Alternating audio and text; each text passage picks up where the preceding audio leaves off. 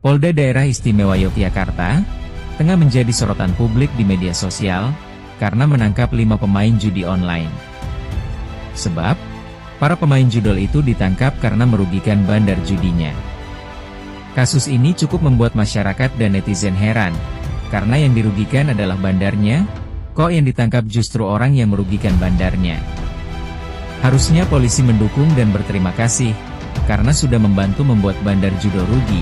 Tapi kenyataannya, malah justru orang yang merugikan bandar yang ditangkap.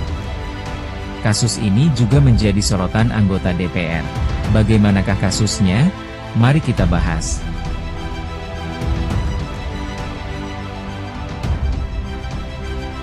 Penangkapan komplotan orang-orang yang dituduh pemain judi online yang merugikan bandar di Yogyakarta, bermula dari adanya laporan masyarakat. Merujuk klaim soal laporan itu, polisi mengatakan terdapat aktivitas mencurigakan di sebuah kontrakan di daerah Banguntapan, Yogyakarta. Informasi awal berasal dari warga yang melihat dan mendengar bahwa ada aktivitas mencurigakan dari para pelaku, ujar AKBP Slamet Rianto, pejabat di Direktorat Reskrim Kriminal Khusus Polda DIY. Petugas kemudian melacak lokasi pelaku hingga mengerucut di sebuah rumah kontrakan di Banguntapan, Yogyakarta. Pada 10 Juli 2025, komplotan yang terdiri dari 5 orang itu akhirnya ditangkap di sebuah rumah kontrakan di Banguntapan, Yogyakarta. Kelimanya adalah RDS, 32 tahun, warga Bantul, NF, 25 tahun, asal Kebumen, EN, 31 tahun, dan DA, 22 tahun, dari Bantul, serta PA, 24 tahun, yang merupakan warga Magelang. Dari lokasi, polisi menyita barang bukti berupa 5 unit handphone, 4 komputer, 1 plastik berisi SIM card bekas, dan bukti cetak dari aktivitas perjudian. Berdasarkan keterangan awal polisi, 5 orang itu memanfaatkan sistem promosi situs judi online dengan cara membuat puluhan akun baru setiap hari. Para pelaku bisa membuat sebanyak 40 akun setiap harinya. Mereka membuat akun-akun baru setiap hari agar mendapat promosi seperti cashback dan peluang menang yang lebih besar. Dengan strategi itu, para pelaku bisa menguras uang dari bandar. Menurut polisi, mereka mengatur sedemikian rupa agar akun baru selalu unggul di permainan awal. Akibat perbuatannya itu, polisi mengatakan situs judi online mengalami kerugian besar. Namun, polisi tak menyebut nominal kerugiannya itu. Para tersangka bermain judi online secara terorganisir dengan memanfaatkan celah pada promo situs judi. Setiap orang memainkan 10 akun dalam satu perangkat komputer per hari.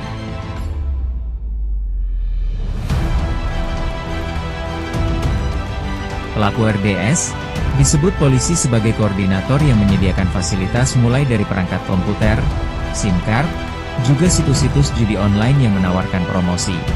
Sementara itu, 4 pelaku lainnya merupakan operator yang mendapatkan bayaran mingguan sebesar Rp1.000.000 hingga Rp1,5 juta dari RDS. Polisi menuding 4 pelaku menggunakan 4 komputer.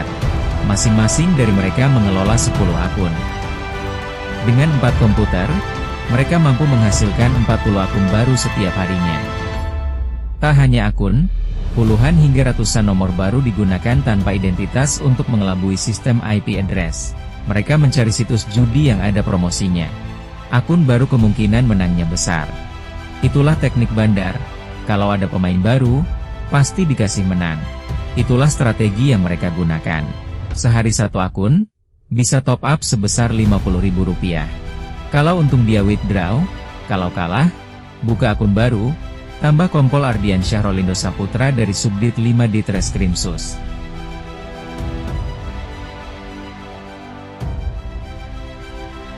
Usai ditangkap pada 10 Juli lalu, kelima pelaku langsung ditetapkan sebagai tersangka dan telah ditahan di rumah tahanan milik Polda DIY.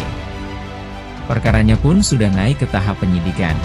Mereka dijerat dengan sejumlah pasal berlapis, antara lain, Pasal 45 Ayat 3, Junto Pasal 27 Ayat 2, Undang-Undang Nomor 1 Tahun 2024, yang merupakan bagian dari perubahan kedua Undang-Undang Informasi dan Transaksi Elektronik, UU ITE, yang mengatur tentang larangan dan sanksi terkait dengan muatan perjudian dalam informasi elektronik. Pasal 27 Ayat 2, melarang penyebaran, transmisi, atau pembuatan akses informasi elektronik yang memiliki muatan perjudian. Ancaman hukuman dari pasal ini adalah pidana penjara maksimal 10 tahun dan denda maksimal 10 miliar rupiah. Selain itu, para pelaku juga dijerat dengan pasal 303 KUHP, junto pasal 55 dan 56 KUHP. Pasal 303 KUHP ini mengatur tentang tindak pidana perjudian. Sementara pasal 55 dan 56 KUHP digunakan untuk menjerat pihak-pihak yang turut serta atau membantu dalam kejahatan tersebut. Ancaman hukuman dari pasal ini adalah pidana penjara maksimal 10 tahun dan denda maksimal 25 juta rupiah.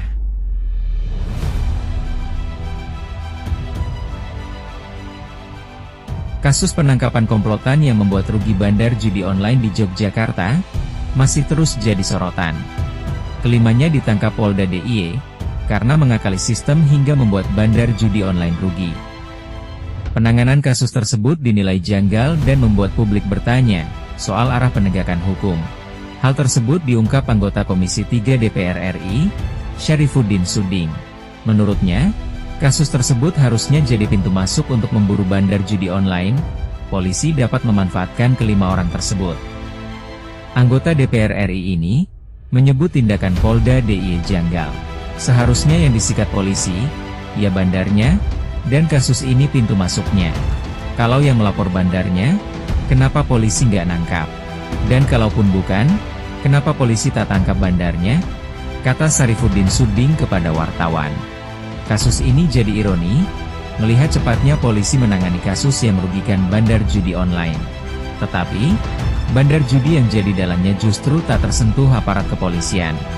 Hal ini seperti membiarkan akar kejahatan tetap tumbuh, dan hanya memangkas rantingnya. Pertanyaannya bukan siapa yang mengakali sistem, tapi kenapa sistem judi online yang ilegal ini bisa terus beroperasi tanpa disentuh aparat? Siapa yang membiarkan? Siapa yang diuntungkan? Jangan sampai penegakan hukum ini digunakan untuk mengamankan kepentingan para bandar, kata Syarifuddin Suding. Ahli hukum pidana dari Universitas Indonesia, Eva Ajjani Zulfa, mengatakan, kecurigaan terhadap polisi yang mengemuka di media sosial terkait penangkapan 5 orang pelaku itu cukup berdasar. Menurut Eva, prosedur penindakan polisi memang aneh.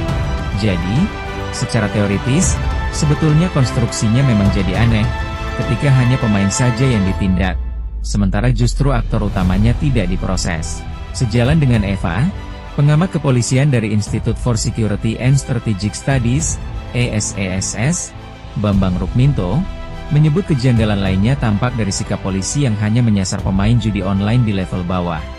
Padahal, kata Bambang, dengan perangkat siber yang canggih, bandar judi online yang mengepul uang setoran dari para pemain, semestinya bisa terdeteksi. Namun, Polri kerap berdalih mengalami kesulitan dalam menangani kasus yang melibatkan situs judi online di luar negeri, gara-gara perbedaan yurisdiksi hukum dan kerjasama antar negara yang kompleks. Dalam kasus ini, Polda DIY tak mau mengungkap identitas pelapor yang mereka sebut masyarakat itu. Polisi mengatakan, kalau mereka wajib melindungi pelapor. Informasi itulah yang membuat warganet menduga, bahwa pelapor yang disebut polisi adalah bandar situs judi yang merasa rugi.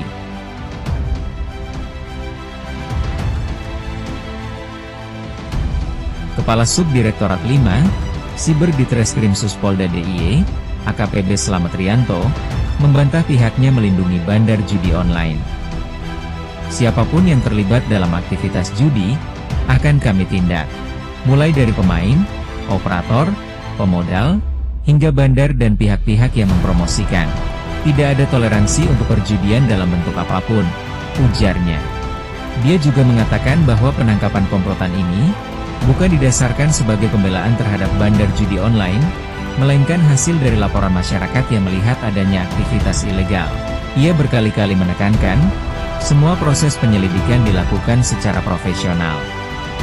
Penindakan itu juga berkat laporan dari masyarakat yang melihat dan mengetahui aktivitas judi kelima orang tersebut, ujarnya.